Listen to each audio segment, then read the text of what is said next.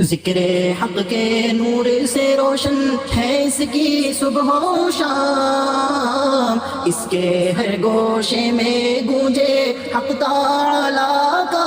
کلام، یہ ادارہ مجلس تعلیم القرآن جس کا نام۔ آیت نمبر 23 سورۃ التوبہ۔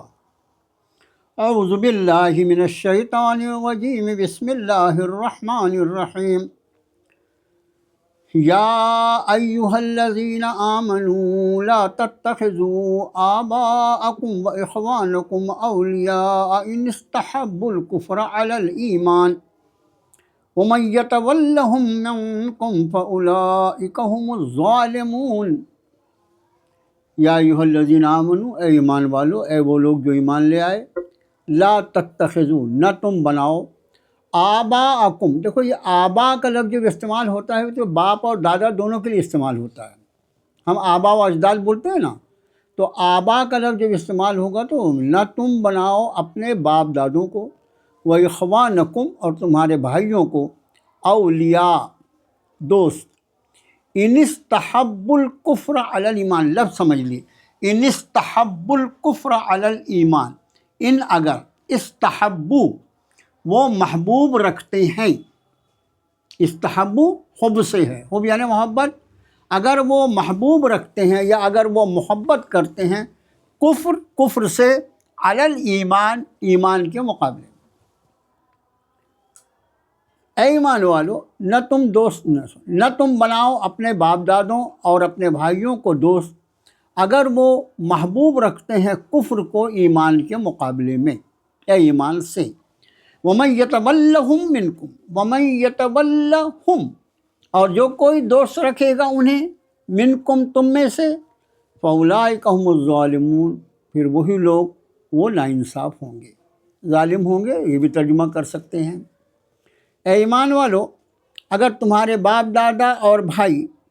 ایمان پر کفر کو ترجیح دیتے ہیں، یہ بھی ایک ترجمہ کیا جا سکتا ہے، بہت اچھا ترجمہ ہوگا، یا ایمان سے کفر کو زیادہ پسند کرتے ہیں تو ان کو دوست نہ بناؤ، اور تم میں سے جو لوگ بھی انہیں دوست بنائیں گے وہی زیادتی کرنے والے ہوں گے یا وہی ظلم کرنے والے ہوں گے۔ اس میں نیا لفظ کچھ بھی نہیں ہے، صرف الفاظ کی ترکیب دیکھ لیجیے۔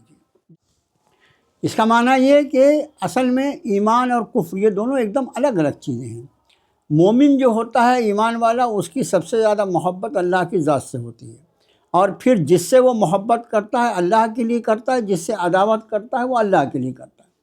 اب جب اس کے رشتہ داروں میں، اس کے قرابت داروں میں کوئی ایسا ہو جو ایمان نہیں لاتا، مطلب وہ ایمان کے مقابلے میں کفر سے محبت کرتا ہے، تو ظاہر ہے کہ ایک مومن اور ایک کافر سے کبھی بھی دوستی نہیں ہو سکتی۔ دیکھو یہ تعلقات، وہ پڑوسی ہے، اس کے ساتھ ہماری تجارت ہے، اس کا ہمارا لین دین ہے، وہ الگ ہے۔ یہاں دوستی سے مراد دلی دوستی مراد ہے۔ اگلی آیت دیکھیے، آیت نمبر 24۔ قل ان کان آباؤکم وابناؤکم واخوانکم وازواجکم وعشیرتکم واموال اقترفتموها وتجارة تخشون كسادها ومساكن ترضونها أحب إليكم من الله ورسوله وجهاد في سبيله فتربصوا حتى يأتي الله بأمره والله لا يهدي القوم الفاسقين۔ پہلے لفظی ترجمہ دیکھیے۔ قل، آپ فرمائیے نبی صلی اللہ علیہ وسلم، ان کانا، اگر ہے یا اگر ہو، آباؤکم، تمہارے باپ دادا، و ابناؤکم،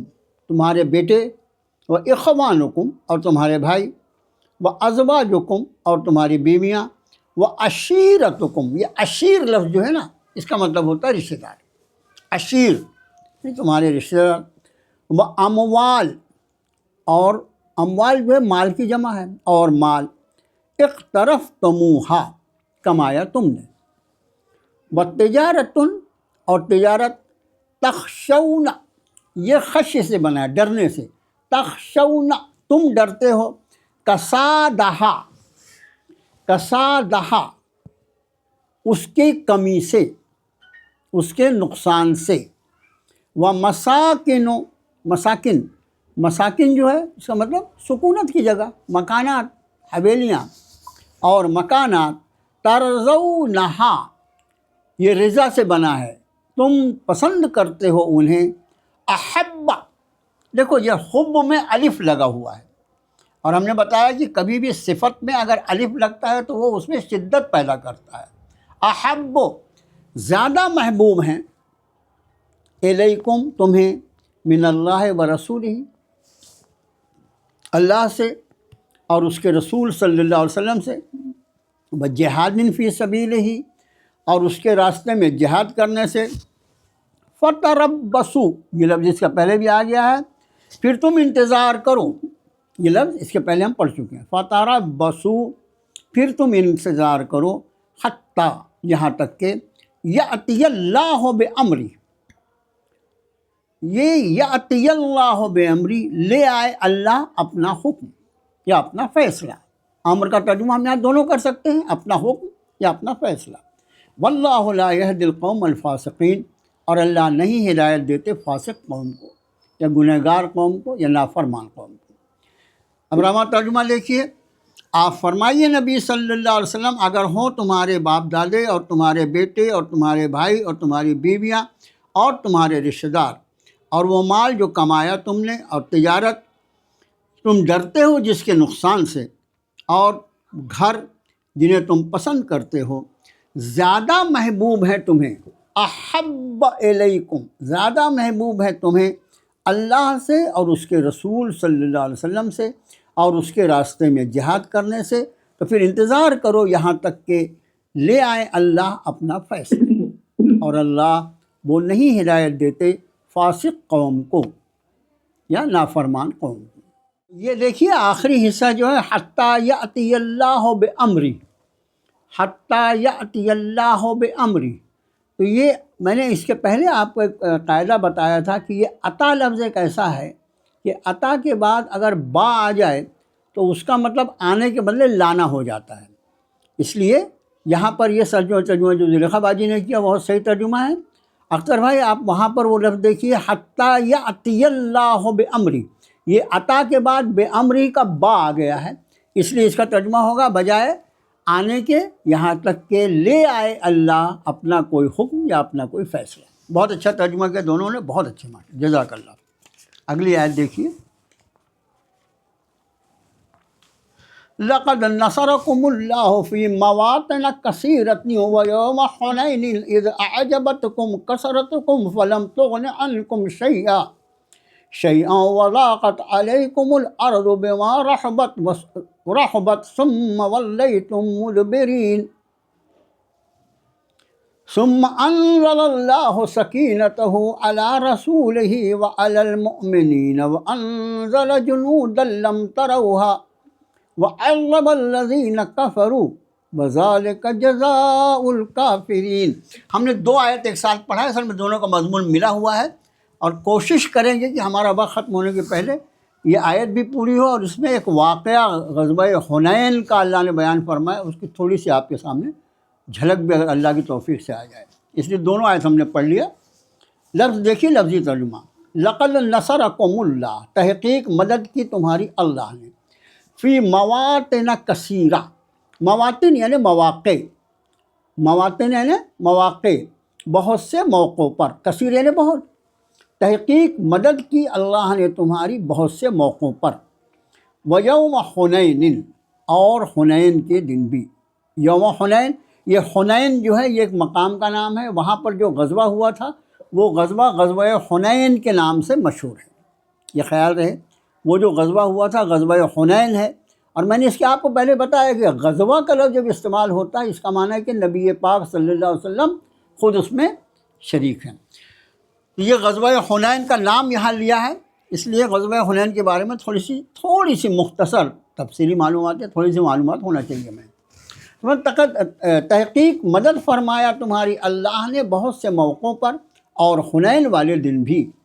یا غزوہ حنین کے موقع پر بھی، یا یوم حنین کے سب ترجمہ کر سکتے ہیں۔ اذ اعجبتکم، از اعجبتکم، دیکھو عجب، عین جیم بے، عجب کا لفظ جو ہے اس کا مطلب ایک ہوتا ہے اترانا، ایک مطلب کیا ہوتا ہے اترانا، اور عجب کا لفظ جو ہم استعمال کرتے ہیں وہ اس معنی میں بھی استعمال ہوتا ہے کہ جب کو، اس لیے اس اعجبتکم کا ترجمہ ہم کریں گے جب کہ تمہیں اچھی لگ رہی تھی، اعجبتکم جب تمہیں اچھی لگ رہی تھی، کثرتکم تمہاری کثرت، فلم تغن عنکم شیئا، فلم تغنے، یہ تغنے جو ہے اسی جسے غنی بنا ہے، پھر نہیں کام آئی تمہارے کچھ بھی، وضاقت علیکم، ضاقت، یہ ضاقت لفظ جو ہے یہ ضیق سے بنا ہے، ضاد یا قاف، ضیق کا مطلب ہوتا ہے تنگ ہونا، ضیق کا مطلب تنگ ہونا، اس کے مقابلے میں انشراح آتا ہے پھیل جانا، کشادہ ہو جانا، تو یہ ضیق کا مطلب ہوتا ہے تنگ ہونا، وضاقت اور تنگ ہو گئی علیکم الارض تم پر زمین، بما رحبت، بما یہاں بما کا ترجمہ باوجود، رحبت، یہ رحبت جو ہے رحبہ کا مطلب ہوتا ہے کشادہ ہو جانا، بما رحبت اس کی کشادگی کے باوجود، اس کی فراخی کے باوجود، ثم ولیتم ثم ولیتم پھر تم بھاگ پڑے، مدبرین پیٹ دکھا کر، ثم انزل اللہ پھر نازل کیا اللہ نے، سکینتہ اپنی سکینہ، اپنی رحمت، سکینہ جو ہے یہ اللہ کی خاص رحمت کا نام ہے، پھر نازل کیا اللہ نے سکینہ یعنی رحمت، علی رسول ہی اپنے رسول صلی اللہ علیہ وسلم پر، وعلی المومنین اور ایمان والوں پر، وانزل اور اتارا یا نازل کیا، جنود لم تروہا، جنود، جنود جو ہے یہ جندن کی جمع، جند یعنی لشکر، جنود یعنی اس کی جمع، اور اتارا لشکر، لم تروہا نہیں تم دیکھ سکتے تھے انہیں، وعذب الذین کفروا اور عذاب دیا ان لوگوں کو جنہوں نے کفر کیا، وذالک جزاء الکافرین اور یہ بدلہ ہے کافروں کے لیے۔ ایک ساتھ ہم دونوں آیت کا ترجمہ کریں گے، ڈرے نہیں آپ، ترجمے میں جہاں آپ رکیں گے میں انشاءاللہ بتاؤں گا، اس لیے کہ دونوں کا ترجمہ کر کے ہم اس واقعے کی طرف آنے کی کوشش کریں گے۔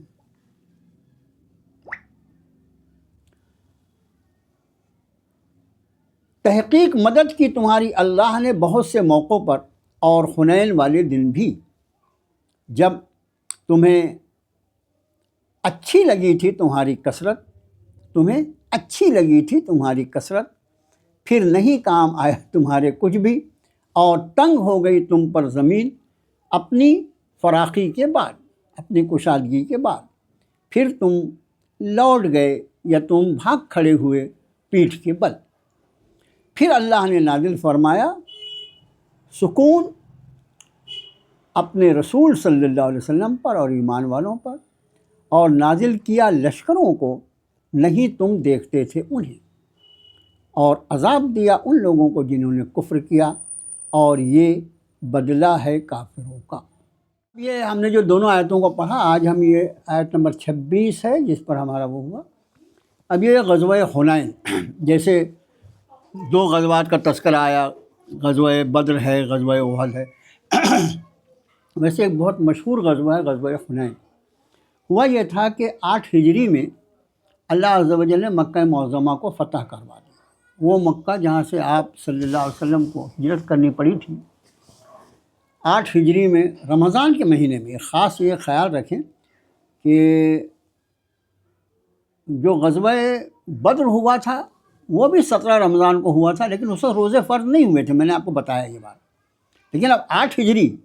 روزے تو 3 ہجری میں فرض ہو گئے، تو روزے فرض ہو چکے تھے، اس کے بعد بھی ماہ رمضان میں اللہ کے رسول صلی اللہ علیہ وسلم نے اللہ کے حکم سے یہ سفر فرمایا، اور اللہ نے مکہ معظمہ کو فتح کروا دیا۔ اور اس کے بعد جب مکہ فتح ہو گیا تو یہاں پر اس کے بعد 2 بڑے قبائل آباد تھے یہاں پر، ایک کا نام حوازن تھا اور ایک کا نام بنو ثقیف تھا، 2 قبیلے، یہ بہت بڑے بڑے قبیلے،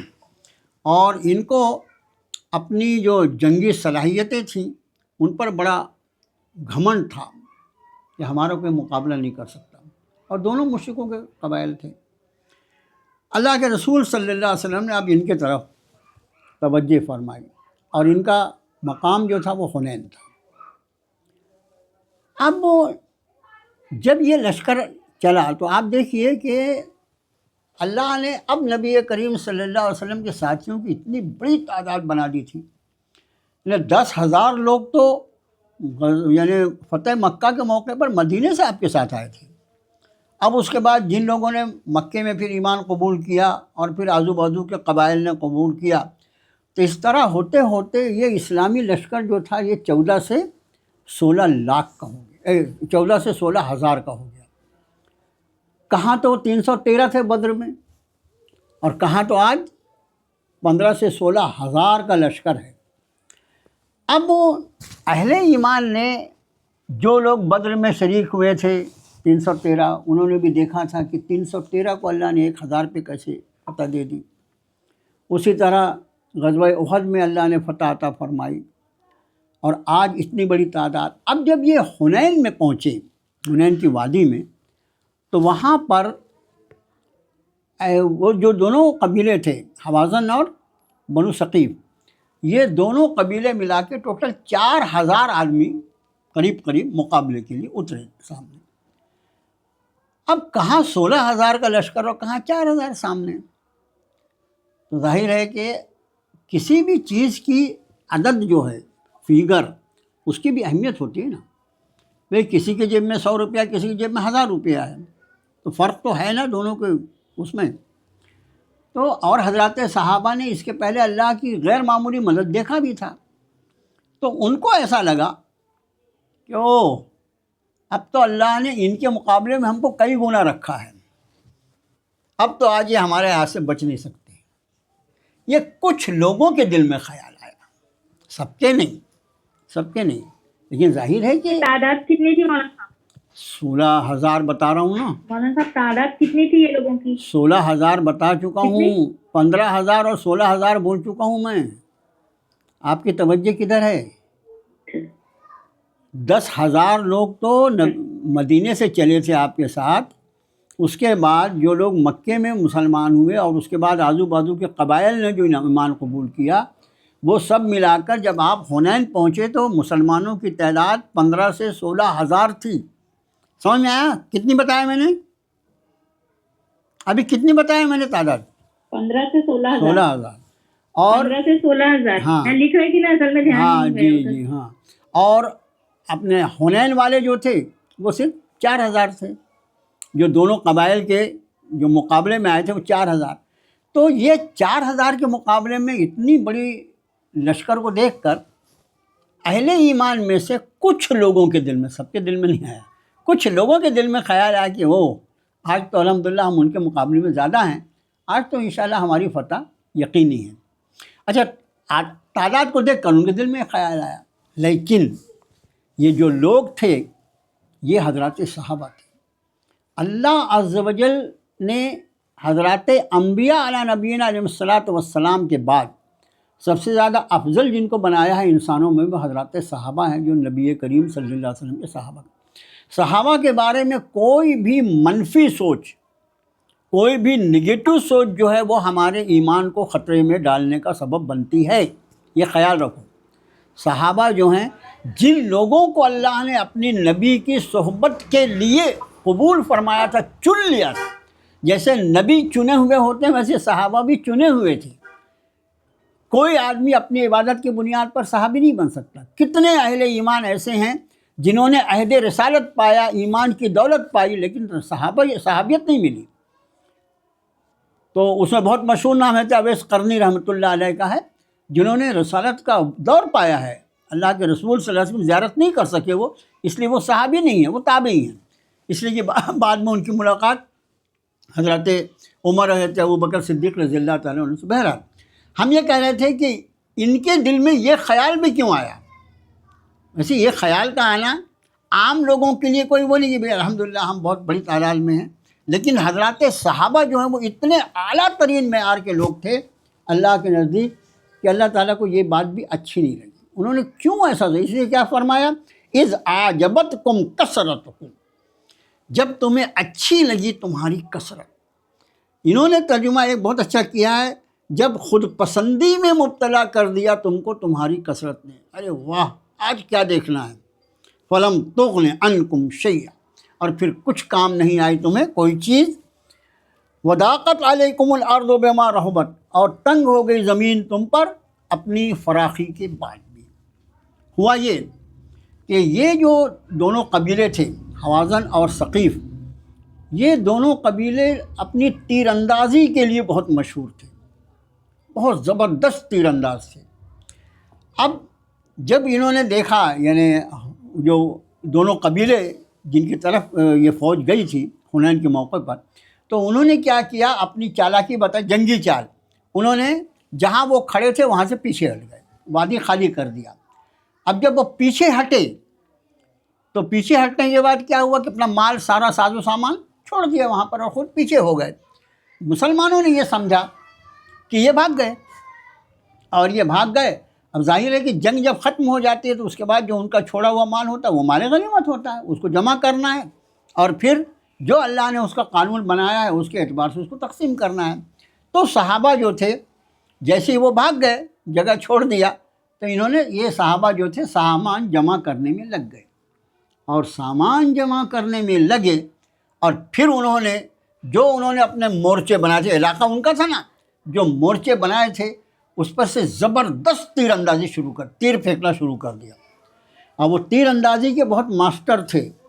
اور اس کا نتیجہ یہ ہوا کہ حضرات صحابہ کی فوج جو تھی اس کا پیر پھسل گیا، اور لوگ اپنی جان بچانے کے لیے اپنے اپنے رخ پر چلنے لگے۔ آ جائیے یہ بیٹا، ایک یہ جو اپنے اپنے رخ پہ جانے لگے۔ اب یہ جب ہوا تو نبی کریم صلی اللہ علیہ وآلہ وسلم صرف 10 صحابہ کھڑے رہ گئے، صرف 10۔ ان کے نام بھی ہیں ہمارے پاس سیرت میں، ابھی ہم اتنی تفصیل میں نہیں جائیں گے۔ اور باقی سب صحابہ، اتنی زبردست تیر اندازی تھی۔ اور اس کے بعد پھر یہ صرف کیوں ہوا تھا، اوپر جو رب تعالیٰ نے فرمایا اذ اعجبتکم کثرتکم، کہ تم کو تمہاری کثرت بہت اچھی لگ رہی تھی، تم سمجھ رہے تھے کثرت ہماری اس لیے ہم جیت جائیں گے، فرمایا اس کے لیے میں نے زمین تم پر تنگ کر دیا اس کی وسعت اور فراخی کے بعد بھی۔ اور پھر جب یہ ہو گیا، حضرات صحابہ کو جو ان کی سوچ میں تھوڑی سی اللہ کو ناپسندیدگی ہوئی تھی، جب اس کی درستگی ہو گئی تو اللہ تعالیٰ نے فرشتوں کا لشکر نازل۔ اور جب فرشتوں کا لشکر نازل ہوا تو مفسرین فرماتے ہیں کہ یہاں پر جو فرشتے نازل کیے گئے انہوں نے جنگ میں حصہ نہیں لیا، لیکن وہ مشرکین، وہ جو دونوں قبیلے کے لوگ تھے، بنو ثقیف اور بنو حوازن والے، ان کو یہ فرشتے دکھائی دیے۔ اب جب فرشتوں کو آدمی دیکھے گا تو اس کی تو ہمت ٹوٹی جائے گی نا، ان کی ہمت ٹوٹ گئی، اور اللہ نے پھر اپنے نبی پاک صلی اللہ علیہ وسلم پر اور اہل ایمان پر سکینت نازل فرمائی، سکون نازل فرمایا، اور نتیجے کے طور پر وہ دونوں قبائل جو ہیں وہ بری طرح بھاگنے پر مجبور ہو گئی۔ اور اس طرح غزوہ حنین جو تھی اس میں فتح اہل ایمان کی ہوئی، لیکن اس فتح کے پہلے جو ان کو اپنی کثرت کا خیال آ گیا تھا، اس سے ان کے دل کو صاف کرنے کے لیے اللہ نے کہنا چاہیے کہ ایک جھٹکا ان کو دیا کہ وقتی طور پر ان کے پیر اکھڑ گئے، اور پھر اللہ نے اپنی غیبی مدد نازل فرمائی۔ اور پھر یہاں پر بھی ایسا ہوا، مفسرین فرماتے ہیں کہ آپ صلی اللہ علیہ وسلم نے تھوڑی سی مٹی اٹھائی اور اس کو دشمنوں کی طرف پھینکا اٹھا کر، اور آپ نے اس وقت یہ فرمایا کہ اب تو یہ ان پر ہم انشاءاللہ غالب آ ہی جائیں گے۔ اور یہی وہ موقع ہے جب آپ یہ فرما رہے تھے، 10 صحابی صرف آپ کے ساتھ رہ گئے، باقی سارے منتشر ہو گئے، تتر بتر ہو گئے۔ یعنی یہ کہیے بھگدڑ مچ گئی، میدان جنگ چھوڑ دیا بولنا نہیں، لیکن یہ کہ بھگدڑ مچ گئی، اور آپ کے ساتھ صرف 10 صحابہ رہے۔ اور اس حال میں بھی آپ کی ذات عالی جو ہے وہ پیکر یعنی صبر اور استقلال، اپنی جگہ سے آپ نہیں ہٹے، وہ 10 صحابہ بھی نہیں ہٹے۔ اور آپ اس وقت یہ فرما رہے تھے کہ انا نبی لا کذب، انا محمد بن عبد المطلب، میں نبی ہوں، اس میں کوئی جھوٹ نہیں ہے، اور میں محمد بن عبد المطلب ہوں۔ جیسے ابا کا نام لگاتے ہیں ویسے دادا کا بھی نام لگایا جا سکتا ہے، وہاں کا قاعدہ تھا۔ تو یہاں بھی آپ یہی فرما رہے تھے، اتنے زبردست انتشار کے بعد بھی نبی کریم صلی اللہ علیہ وسلم 10 صحابہ جو تھے وہ رکے رہے۔ اور پھر جب اللہ تعالیٰ نے اپنی غیبی مدد نازل فرما دی، اور ان کے دلوں میں رعب ڈال دیا اللہ نے، فرشتوں کو نازل فرما دیا، کافروں کے لشکر نے فرشتوں کو بھی دیکھا، تو ان کے تو آسان خطا ہو گئے کہ بھائی یہ فوج آسمان سے آ گئی، اب ہم کو کون بچا سکے گا، پھر وہ بھاگ کھڑے ہوئے۔ یہ تھا غزوہ حنین، ٹھیک ہے۔ اور آج یہ آیت نمبر 26 پر ہی ہمارا سبق ہم پورا کرتے ہیں انشاءاللہ۔ کل آیت نمبر 27 ہوگی انشاءاللہ۔ السلام علیکم ورحمۃ اللہ وبرکاتہ۔